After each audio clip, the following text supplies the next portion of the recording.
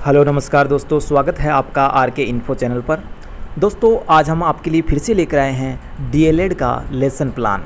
और दोस्तों आज का जो लेसन प्लान है वह है कक्षा 5 के लिए है। और प्रकरण जो है दोस्तों मेरे गांव के खेत में, हिंदी विषय का ये प्रकरण हमने लिया है। और जो कि कविता है, इस कविता का जो प्रकरण हमने रखा है मेरे गाँव के खेत में। तो चलिए दोस्तों इस लेसन प्लान के बारे में हम जान लेते हैं। सबसे पहले आपको शिक्षण उद्देश्य लिखने हैं और शिक्षण उद्देश्य में आप दोनों तरफ से लिखेंगे। पहला उद्देश्य है ज्ञानात्मक उद्देश्य। ज्ञानात्मक उद्देश्य में दो पक्ष हैं, कला पक्ष और भाव पक्ष। कला और भाव पक्ष। तो बात करते हैं अपेक्षित क्या क्या व्यवहारगत इनमें परिवर्तन होंगे। पहला है विद्यार्थी मेरे गांव के खेत में कविता के भाषा तत्वों का प्रत्याभिज्ञान व प्रत्यास्मरण कर सकेंगे। दूसरा है विद्यार्थी कविता में आए नवीन शब्दों को स्वराघात एवं बलाघात से पढ़ सकेंगे। अगला है खेती के समय गांव में जो माहौल होता है उसका भाव समझ सकेंगे, वह विषय वस्तु का संश्लेषण और विश्लेषण कर सकेंगे। ठीक है दोस्तों। दूसरा शिक्षण उद्देश्य हम जान लेते हैं अर्थ ग्रहण। अर्थ ग्रहण और अर्थ ग्रहण में देखेंगे हम अपेक्षित व्यवहारगत परिवर्तन क्या होते हैं। पहला है विद्यार्थी मेरे गाँव के खेत में कविता को मनोयोग से सुनकर कविता का सार ग्रहण कर सकेंगे। दूसरा आता है विद्यार्थी मेरे गांव के खेत में कविता को पढ़कर कविता के विचारों एवं तथ्यों का चयन कर सकेंगे। इसके बाद अगला उद्देश्य आता है अभिव्यक्ति। और अभिव्यक्ति में अपेक्षित व्यवहारगत परिवर्तन। पहला विद्यार्थी सस्वर पाठ करके अपनी मौखिक अभिव्यक्ति प्रस्तुत करेंगे। दूसरा है विद्यार्थी मुहावरेदार भाषा का प्रयोग कर सकेंगे। इसके बाद आगे चलते हैं हम अगला उद्देश्य जानते हैं अभियोग्यता। अभियोग्यता और अभियोग्यता में देखिए व्यवहारगत परिवर्तन। विद्यार्थी उचित स्वर आरोह अवरोह से कविता पाठ करने की अभियोग्यता विकसित कर सकेंगे। इसके बाद आता है अभिरुचि। अभिरुचि विद्यार्थी मेरे गांव के खेत में नामक कविता पढ़कर सह साहित्य एवं उनके कवियों के प्रति रुचि विकसित कर सकेंगे। इसके साथ ही अगला इसी में है अभिरुचि में कि विद्यार्थी अन्य कविताओं को कंठस्थ कर सकेंगे। इसके बाद अगला आता है अभिवृत्ति।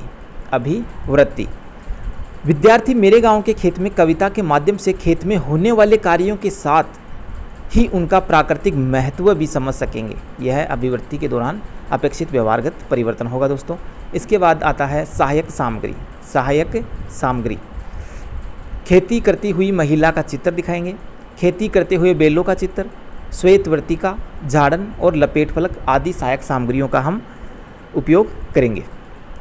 इसके बाद आता है पूर्व ज्ञान। इसके बाद पूर्व ज्ञान विद्यार्थी खेतों के बारे में सामान्य जानकारी रखते हैं। विद्यार्थी खेतों के बारे में सामान्य जानकारी रखते हैं। यह बच्चों से हमने पूर्व ज्ञान लिया है। और इसके बाद हम शुरू करेंगे प्रस्तावना। इसके बाद करेंगे प्रस्तावना। प्रस्तावना में आपको इस प्रकार से कॉलम बनाना है। एक तरफ आप छात्र अध्यापक क्रियाएं तो दूसरी तरफ आप छात्र क्रियाएं या विद्यार्थी क्रियाएं लिख सकते हैं। पहला प्रश्न खेतों में क्या क्या उगाते हैं?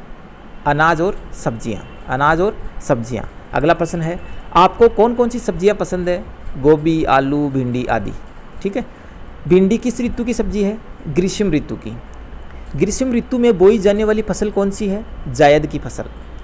जायद की फसल के बारे में आप क्या जानते हैं? समस्यात्मक प्रश्न।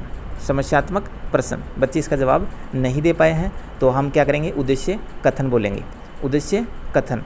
बच्चों आज हम गांव के खेती विषय से जुड़ी कविता मेरे गांव के खेत नामक कविता का उच्चारण करेंगे या अध्ययन करेंगे। ठीक है दोस्तों। इस प्रकार से आपको फिर प्रस्तुतिकरण तैयार करना है और प्रस्तुतिकरण में आपको 4 कॉलम बनाने हैं। इस प्रकार से आप बना सकते हैं। पहले में आप शिक्षण बिंदु लिखेंगे, दूसरे में छात्र अध्यापक क्रिया लिखेंगे, तीसरे में छात्र क्रिया और अगले में श्यामपट्ट या सहायक सामग्री और लास्ट में आप लिखेंगे मूल्यांकन प्रश्न। मूल्यांकन प्रश्न। तो देखिए सस्वर वाचन। सस्वर वाचन छात्र अध्यापक विद्यार्थी के समक्ष उचित गति लय पूर्वक सस्वर वाचन करेगा। विद्यार्थी क्या करेंगे? विद्यार्थी मनोयोग से ध्यानपूर्वक सुनेंगे और इनको हम क्या दिखाएंगे? सहायक सामग्री के रूप में चित्र दिखाएंगे। ठीक है। अगला आता है अनुकरण वाचन। अनुकरण वाचन छात्राध्यापक छात्रों को पाठ के अनुकरण वाचन का आदेश देगा और विद्यार्थी निर्देशानुसार अनुकरण का वाचन करेंगे। और मूल्यांकन प्रश्न में हम दे देंगे विद्यार्थी के अनुकरण वाचन द्वारा आकलन। ठीक है दोस्तों, फिर हम आगे चलते हैं इसी में और अगला देखते हैं शिक्षण बिंदु अशुद्धि संशोधन। अशुद्धि संशोधन तो छात्राध्यापक विद्यार्थी द्वारा उच्चारित अशुद्ध शब्दों को अन्य छात्रों की सहायता से क्या करवाएगा, शुद्ध करवाएगा। ठीक है, और विद्यार्थी क्या करेंगे, निर्देशानुसार शुद्ध वाचन करेंगे। जैसे खुदाली, खुदाली को हम लिखेंगे कुदाली, और खुशबाली, खुशबाली को हम लिखेंगे खुशहाली, और मट्टी को लिखेंगे हम मिट्टी। ठीक है, इस प्रकार से अशुद्ध शब्दों को शुद्ध करवाएंगे। अगला आता है दोस्तों काठिन्य निवारण। काठिन्य निवारण यानी कि इसके अंदर आपको ब्लैक शीट तैयार करनी है और जो भी कठिन शब्द हैं उनके अर्थ आपको इधर लिख देने हैं। ठीक है दोस्तों, इधर आप उसको सही रूप से लिख सकते हैं। इसमें मूल्यांकन प्रश्न क्या देंगे आप, बेल क्या कर रहे हैं, तो बेल पानी खींच रहे हैं। और अगला है पानी कहाँ से ले रहे हैं, कुएं से। ठीक है, अगला आएगा पुनः सस्वर वाचन। पुनः सस्वर वाचन, छात्राध्यापक पुनः सस्वर वाचन करवाएगा और छात्र पुनः निर्देशानुसार सस्वर वाचन करेंगे। संग क्या चलती है, कुदाली। भैया किसके महल बनाती है, घास के। ठीक है, और आगे हम क्या दे देंगे दोस्तों, बच्चों को गृह कार्य देंगे। तो गृह कार्य में हम प्रश्न दे देंगे खुशहाली के गीत कहाँ लिखे हैं। खुशहाली के गीत कहाँ लिखे हैं,